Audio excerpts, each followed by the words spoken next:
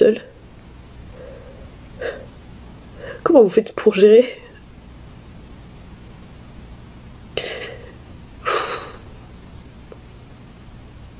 C'est pas cool, hein, la solitude, c'est de la merde. La solitude, elle est cool quand vous aimez ça, quand elle est choisie, et ou quand elle est éphémère ou temporaire. Moi, je suis pas faite pour la solitude. Donc dites-moi. Bienvenue sur ma chaîne YouTube, j'espère que vous allez bien, j'espère que vous allez vous abonner comme d'habitude, je ne vais pas arrêter de le dire, vous inquiétez pas, je ne suis pas encore fatigué. Alors aujourd'hui, petite réaction, mais vraiment petite réaction sur une petite vidéo que je vous ai mis en avant.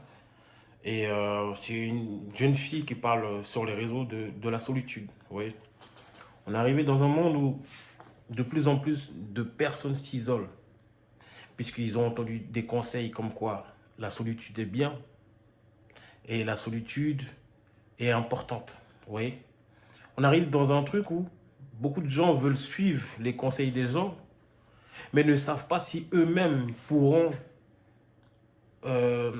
être en accord avec ce qui est dit. C'est-à-dire la solitude, c'est pas tout le monde qui peut le supporter. Il y a des gens, oui, effectivement, plus ils sont seuls, plus ils sont mieux. Plus ils se portent bien, on va dire. Et il y a des gens qui vont faire paraître la solitude comme quoi ils sont bien en étant solitaires, mais intérieurement, ça les ronge d'être tout seul. Après, souvent, c'est par dépit ou c'est par choix. Je dirais beaucoup plus. Beaucoup de personnes, c'est par dépit, mais vont nous faire croire que c'est un choix assumé, alors que c'est faux. Et donc, comme tout est lié, et moi, vous savez que j'aime bien parler des relations hommes, pour moi, ça rentre dans le même sujet. C'est-à-dire que beaucoup de personnes vont écouter des coachs sur les réseaux pour dire qu'ils aiment telle chose, et ils vont les suivre tout bêtement. Ils auront tendance à vouloir se calquer sur le raisonnement de ces coachs ou de ces personnes qui vont leur donner des conseils, comme s'ils ne pouvaient pas se faire un avis eux-mêmes. Vous voyez, moi, je ne suis pas coach. Aux dernières nouvelles, je vous le dirai si un de ces cas, je deviens coach, mais je ne suis pas coach, je suis personne pour essayer d'influencer les gens. Moi, je dis ce que je ressens. Vous voyez, par rapport à cette vidéo-là, beaucoup de gens ne sont pas en adéquation pour suivre des questions, pour suivre des conseils. Voilà. Vous voyez, moi je vous ai toujours dit, ma vidéo c'est one shot, il n'y a pas de montage. Vous voyez, c'est tout ce qui passe dans ma tête par rapport à la réaction. Donc on voit une jeune fille pleurer, etc. Bon, elle est assez jeune, hein, mais je veux dire qu'il y a beaucoup de choses qui sont créées dans le passé. La peur de l'abandon, le contexte familial, beaucoup de choses créent toutes ces dépendances affectives plus tard. Donc, on a des enfants, on a des jeunes adolescents ou des jeunes adultes qui sont beaucoup plus lancés sur la place publique et ils ne savent pas c'est quoi être une femme ou c'est quoi être un homme.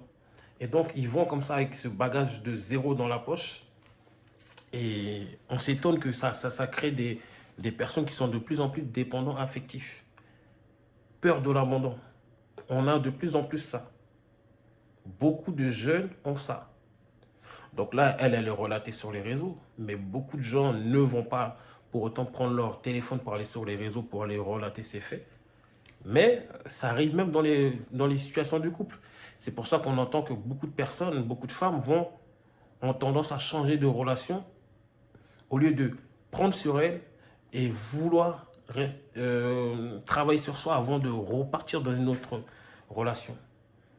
Effectivement aussi, derrière, il y a beaucoup d'hommes qui sautent de relation en relation et qui n'arrivent pas à se poser. Parce qu'il y a une dépendance affective ou il y a un manque affectif depuis la naissance.